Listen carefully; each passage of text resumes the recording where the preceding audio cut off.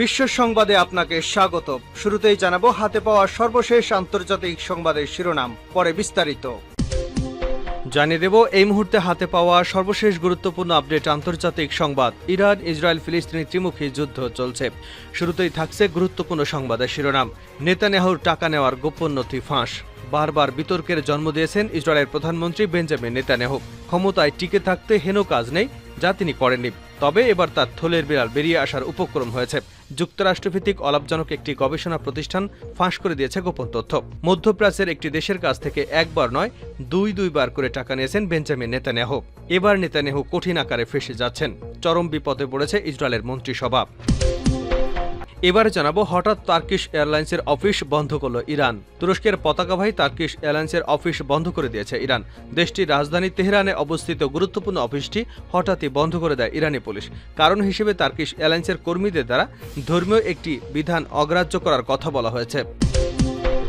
জানাবো হামাসের ৭ই অক্টোবরের বীরত্বপূর্ণ অভিযান এবং ইসরায়েলের অর্থনৈতিক সংকট। গাজা যুদ্ধে ইহুদিবাদী ইসরায়েল কেবল রাজনৈতিক, নিরাপত্তা এবং সামরিক ও সামাজিকভাবে ক্ষতিগ্রস্ত হয়েছে তা নয়, বরং অর্থনৈতিক দিক দিয়েও অপূরণীয় ক্ষতির শিকার হয়েছে। ঠিক কি কি ক্ষতির সম্মুখীন হয়েছে ইহুদিবাদী এই দেশটি? প্রিয় দর্শক, এ বিষয়ে থাকছে একটি তথ্যমূলক আলোচনা। ভিডিওটি না টেনে দেখতে থাকুন। এদিকে এবার জার্মানিতে যুদ্ধ প্রস্তুতি। দূরপাল্লার ক্ষেপণাস্ত্র পাঠাবে যুক্তরাষ্ট্র। এবার জার্মানিতে শক্ত সামরিক অবস্থা নিশ্চিত করতে যাচ্ছে মার্কিন যুক্তরাষ্ট্র। দেশটিতে 2026 সাল থেকে দূরপাল্লার ক্ষেপণাস্ত্র মোতায়েন শুরু করবে ওয়াশিংটন।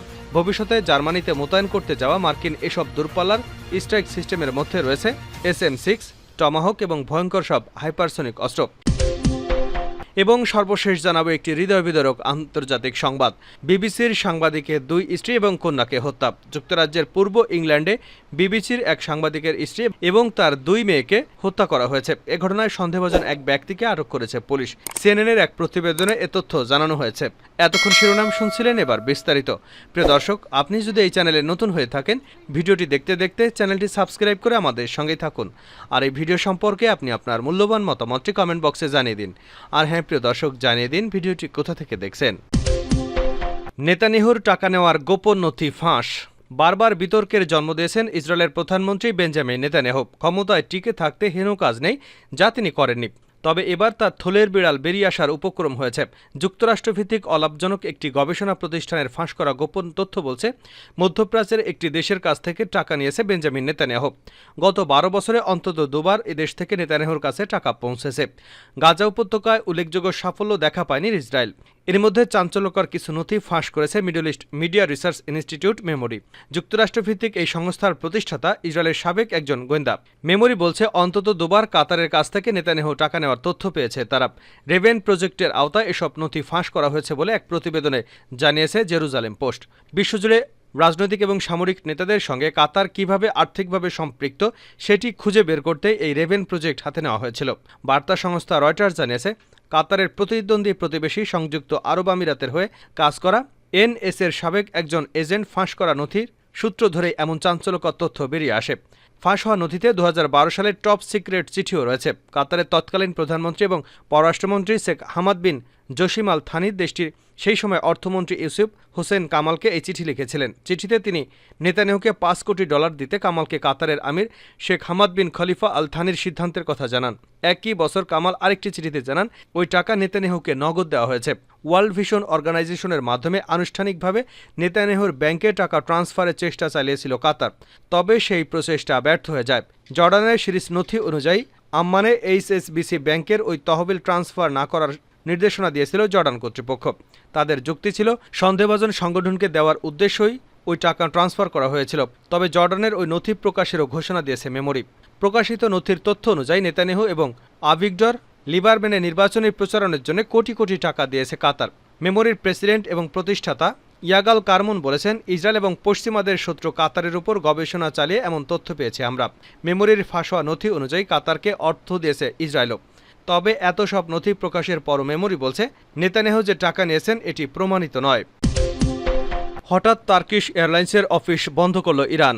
তুরস্কের পতাকাবাহী টার্কিশ এয়ারলাইন্সের অফিস বন্ধ করে দিয়েছে ইরান। দেশটির রাজধানী তেহরানে অবস্থিত গুরুত্বপূর্ণ অফিসটি হঠাৎ বন্ধ করে দেয় ইরানি পুলিশ। কারণ হিসেবে টার্কিশ এয়ারলাইন্সের কর্মীদের দ্বারা ধর্মীয় একটি বিধান অগ্রাহ্য করার কথা বলা হয়েছে। মঙ্গলবার অভিযান চালিয়ে অফিসটি বন্ধ করে দেওয়া হয়। তাৎক্ষণিক প্রচার না পেলেও বুধবার আন্তর্জাতিক গণমাধ্যমে বিষয়টি উঠে আসে। ইরানের আধা সামরিক বার্তা সংস্থা তাসনিম নিউজের পুলিশের বরাতে সংবাদ প্রকাশ করা হয়েছে। জানা গেছে, পুলিশ সোমবার টার্কিশ এয়ারলাইন্সের ওই অফিসে যায়। সেখানকার নারী কর্মীদের হিজাব পরতে না দেখে সতর্ক করে দেয় পুলিশ।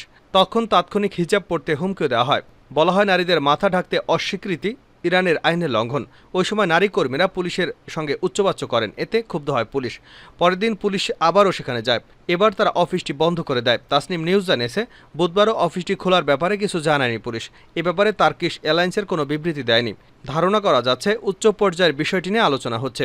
ইরানের কর্মক্ষেত্র এবং ঘরের বাইরে হিজাব বা মাথা ঢাকা বাধ্যতামূলক। কর্মীরা হিজাব না পরায় গত কয়েক বছরে রেস্তোরাঁ, দোকান, ফার্মেসি সহ অসংখ্য ব্যবসায়িক প্রতিষ্ঠান বন্ধ করে দেওয়া হয়েছে। এছাড়া নারীদের গ্রেপ্তার, জরিমানা সহ অন্যান্য শাস্তি হরহামেশাই দেওয়া হচ্ছে। এ নিয়ে দেশটিতে চরম ক্ষোভ বিরাজ করছে। মাঝে মধ্যেই তা ফুঁসে উঠে বিক্ষোভের রূপ নিচ্ছে। 2022 সালে দেশটির নৈতিকতা পুলিশ হেফাজতে মাহসা আমিনের মৃত্যুর পর এমনই এক বিক্ষোভে দেখা যায় ইরানে। সেই সময় হাজারো মানুষ আন্দোলনে শামিল হয়। হামাসের 7 অক্টোবরের বীরত্বপূর্ণ অভিযান এবং ইসরায়েলের অর্থনৈতিক সংকট। গাজা যুদ্ধে ইহুদিবাদে ইসরায়েল যে কেবল রাজনৈতিক, নিরাপত্তা এবং সামরিক ও সামাজিকভাবেই ক্ষতিগ্রস্ত হয়েছে তা নয়, বরং অর্থনৈতিক দিক দিয়েও অপূরণীয় ক্ষতির শিকার হয়েছে এই ইহুদিবাদী দেশটি। গাজা উপত্যকায় আগ্রাসন চালানোর আগে ইহুদিবাদী ইসরায়েলে মূল্যস্ফীতি চরমে পৌঁছেছিল। যুদ্ধ শুরু 9 মাসেরও বেশি সময় পর এখন সংকটের ব্যাপ্তি আরও বহুগুণে বেড়েছে। গাজার যুদ্ধে ইসরায়েল অর্থনৈতিকভাবে কতটা ক্ষতির শিকার হয়েছে তা পর্যালোচনা করে দেখতেই পাঁচ টুডের এই আয়োজন। গাজায় আগ্রাসন শুরু করবার পর ইহুদিবাদী ইসরায়েল অর্থনৈতিকভাবে বড় ধরনের ক্ষয়ক্ষতির সম্মুখীন হয়, যা সর্বশেষটি ছিল 30 বছরের মধ্যে প্রথমবারের মতো মুটিস ক্রেডিট ইনস্টিটিউশনের পক্ষ থেকে ইসরায়েলের ক্রেডিট রেটিং হ্রাস করা। মুটিস একটি মার্কিন আর্থিক ব্যবসায়িক পরিষেবা সংস্থা যা বন্ড বাজার বিশ্লেষণ, সিকিউরিটি এক্সচেঞ্জ, সংকট ব্যবস্থাপনা এবং বিনিয়োগ তহবিল ব্যবস্থাপনা পরিষেবা প্রদান করে। ইহুদিবাদী ইসরায়েল মুটিজের রেটিং স্কিমে যোগদানের পর প্রথমবারের মতো তেল আবিব ক্রেডিট রেটিং A2-তে নামিয়ে দিয়েছে এবং সংস্থাটি এক বিবৃতিতে ঘোষণা করেছে যে ইসরায়েল উচ্চ স্তরের ভূরাজনৈতিক ঝুঁকি, বিশেষ করে মধ্যমেয়াদী এবং দীর্ঘমেয়াদী নিরাপত্তা ঝুঁকির মুখে পড়েছে। গাজা যুদ্ধের কারণে ইহুদিবাদী মন্ত্রিসভা ঋণও বৃদ্ধি পেয়েছে এবং 2023 সালের তৃতীয় ত্রৈমাসিক শেষে এটি প্রায় 1.08 ট্রিলিয়ন শেলের পৌঁছে গেছে এবং মনে করা হচ্ছে তখন থেকে যুদ্ধের প্রয়োজনে ঋণ গ্রহণ এবং তহবিল সংগ্রহ বৃদ্ধি পেয়েছে। গাজায় ইহুদিবাদী ইসরায়েলের ভয়াবহ অপরাধযোগ্য শুরু করবার পর ইয়েমেনের সশস্ত্র বাহিনী ঘোষণা করে যে তারা ইসরায়েলগামী জাহাজ চলাচলে বাধা দেবে এবং সেগুলোকে টার্গেট করে হামলা চালাবে। সম্প্রতি সপ্তাহগুলোতে এসব আক্রমণ আরও তীব্র থেকে তীব্রতর হয়েছে এবং সামুদ্রিক বাণিজ্যের উপর ইহুদিবাদী ইসরায়েলের মোট বাণিজ্যের শতকরা 90% বেশি নির্ভরতার কারণে ইয়েমেনের এই পদক্ষেপ ইসরায়েলের উপর একটি ভারী অর্থনৈতিক ব্যয় চাপিয়ে দিয়েছে। ইহুদিবাদী ইসরায়েল পরিদর্শনকারী পর্যটকদের সংখ্যার জরিপে দেখা যায় যে 1995 থেকে 2023 সাল পর্যন্ত সময়ে প্রতি বছর গড়ে প্রায় 25 লাখ মানুষ ইসরায়েল পরিদর্শন করেছে, যার সর্বোচ্চ সংখ্যা ছিল 2019 সালে। ওই বছর 45 লাখ পর্যটক ইসরায়েল সফর করেছিল। ইহুদিবাদী ইসরায়েল 2022 সালে পর্যটন খাত থেকে $550 বিলিয়ন আয় করেছে। যাই হোক, আল-আকসা তুফান অভিযান শুরু হবার পর ইসরায়েলের পর্যটন শিল্প মারাত্মকভাবে ক্ষতিগ্রস্ত হয়। 2023 সালের অক্টোবর ও নভেম্বর মাসে ইসরায়েল ভ্রমণকারী পর্যটকদের সংখ্যা ছিল যথাক্রমে 89,000 এবং 38,000, যা ডিসেম্বরে শূন্যে পৌঁছে যায়। চাকুরির বাজারে যুদ্ধের প্রভাব। গাজার যুদ্ধ শুরু হবার পর থেকে ইসরায়েলে নতুন করে কোনো কোম্পানি কাজ শুরু করেনি এবং 2023 সালে প্রায় 57,000 কোম্পানি বন্ধ হয়ে গেছে, যাদের বেশিরভাগই ছিল ছোট ছোট প্রতিষ্ঠান। কোম্পানি বন্ধ হয়ে যাওয়ার দিক দিয়ে এই সংখ্যা ছিল 2022 সালের তুলনায় শতকরা 35% বেশি। এছাড়া ইহুদিবাদী ইসরায়েল গাজা যুদ্ধে পাঠানোর জন্য 70%-এরও বেশি রিজার্ভ ফোর্সকে তলব করার ফলে এ সরকার কর্মী এবং শ্রমিকদের ঘাটতির সম্মুখীন হয় এবং এই ক্ষতি পুষিয়ে নেওয়ার জন্য ভারতীয় শ্রমিকদের নিয়োগ দিতে শুরু করেছে তেল আবিব। এবার জার্মানিতে যুদ্ধ প্রস্তুতি, দূরপাল্লার ক্ষেপণাস্ত্র পাঠাবে যুক্তরাষ্ট্র। এবার জার্মানিতে শক্ত সামরিক অবস্থা নিশ্চিত করতে যাচ্ছে যুক্তরাষ্ট্র। দেশটিতে 2026 সাল থেকে দূরপাল্লার ক্ষেপণাস্ত্র মোতায়েন করবে ওয়াশিংটন।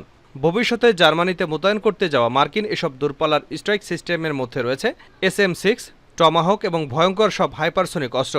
খবর আনাদোলু এজেন্সি ও রয়টার্সের। যুক্তরাষ্ট্র ও জার্মানি বুধবার এক যৌথ বিবৃতি অনুযায়ী 2026 সালে জার্মানিতে মাল্টি ডোমেন টাস্ক ফোর্সের দূরপাল্লার অস্ত্র মোতায়েন শুরু করবে যুক্তরাষ্ট্র। ভবিষ্যতে স্থায়ীভাবে এসব রেখে দেওয়ার পরিকল্পনার অংশ হিসেবে এই কর্মযজ্ঞ শুরু হতে যাচ্ছে। এসব অস্ত্র ইউরোপের অন্যান্য দেশে মোতায়েন মার্কিন অস্ত্রের চেয়ে বেশি দূরপাল্লার এক বিধ্বংসী। ভূমি থেকে যে কোনো লক্ষ্যবস্তুতে মুহূর্তে আঘাত হানার জন্য সার্বক্ষণিক প্রস্তুত রাখা হবে, যা হবে শত্রুর জন্য রীতিমতো ভয়ের। বিবৃতিতে বলা হয়, ন্যাটোর প্রতি যুক্তরাষ্ট্রের প্রতিশ্রুতি এবং ইউরোপীয় সমন্বিত প্রতিরক্ষা ব্যবস্থার অবদান রাখতে ওয়াশিংটন এই সিদ্ধান্ত নিয়েছে। জার্মানি গুরুত্বপূর্ণ হওয়ায় আধুনিক যুগের সবচেয়ে বেশি শক্তিশালী ক্ষেপণাস্ত্র সেখানে পাঠানো হবে। এর আগে 2021 সালে ইউএস সেনাবাহিনী জার্মানি ইউসবাডেনে দ্বিতীয় মাল্টি ডোমেন টাস্ক ফোর্স চালু করে, যা প্রথাগত স্থল যুদ্ধ কৌশলের বাইরে শক্তিশালী মার্কিন কমান্ডো নিশ্চিত করে চলেছে। এবার অস্ত্র এবং লজিস্টিক সাপোর্ট হবে আরও বেশি উন্নত ও কার্যকর। বিবিসির সাংবাদিকের 2 স্ত্রী কন্যাকে হত্যা। যুক্তরাজ্যের পূর্ব ইংল্যান্ডে বিবিসির এক সাংবাদিকের স্ত্রী এবং তার 2 মেয়েকে হত্যা করা হয়েছে। এ ঘটনায় সন্দেহভাজন এক ব্যক্তিকে আটক করেছে পুলিশ। সিএনএনের এক প্রতিবেদনে এ তথ্য জানানো হয়েছে। এ ঘটনায় কাইল ক্লিফোর্ডকে 26 নামের এক ব্যক্তিকে উত্তর লন্ডনের একটি কবরস্থানের কাছে আহত অবস্থায় আটক করা হয়। পুলিশ জানায়, হামলার ঘটনায় জন হান্টের স্ত্রী ক্যারল হান্ট, তার 2 মেয়ে হান্না হান্ট এবং লুইস হান্ট গুরুতর আহত হন এবং সবাই ঘটনাস্থলে মারা গেছেন। বিবিসি 5 লাইভের রেসিং বিভাগের ধারাভাষ্যকার জন হান্টের স্ত্রী এবং তার 2 মেয়ে হার্টফোর্ডশায়ারের বুশে শহরে নিজ বাড়িতে অবস্থানকালে হামলার শিকার হয়েছেন। স্থানীয় এক নারী হান্টের পরিবারের সম্পর্কে বলেন, তারা খুবই আন্তরিক, বন্ধুত্বপূর্ণ এবং কোমল মনের মানুষ। তারা সবসময় অন্যদের সাহায্যে এগিয়ে এসেছেন।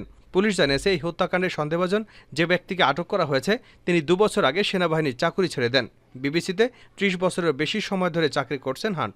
সংবাদ মাধ্যম এবং রেসিং সমর্থকদের মধ্যেও তিনি বেশ জনপ্রিয়।